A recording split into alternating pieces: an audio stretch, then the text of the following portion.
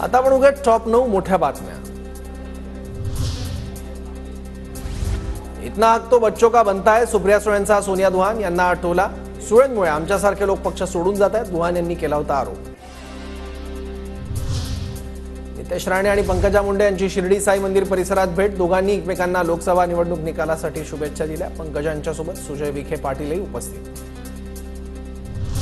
राज्यात 1 ते 3 जूनपर्यंत मुसळधार पावसाचा अंदाज, मान्सून केरळमध्ये दाखल झाल्यावर राज्यात मुसळधार पावसाची शक्यता। राज्यात 1 ते 3 जूनपर्यंत मुसळधार पावसाचा अंदाज, मान्सून केरळमध्ये दाखल झाल्यानंतर राज्यात मुसळधार पावसाची शक्यता। मनोज जरांगे पाटलांची पुण्यातील शिवाजीनगर कोर्टात हजेरी, 2012 ते 13 मधील एका प्रकरणात जरांगेंविरोधातील वॉरंट रद्द, कोर्टाने 500 रुपयांचा दंड ठोठावला। मराठा समाजावरील योजनांच्या जाहिरातींसाठी 26 कोटींच्या खर्चाला मंजुरी, मराठा समाजापर्यंत योजना पोहोचवण्याचा सरकारचा प्रयत्न। जाहिरातींऐवजी 26 कोटी रुपये मराठा समाजासाठी खर्च करायला पाहिजे होते, सुप्रिया सुळेंची टीका।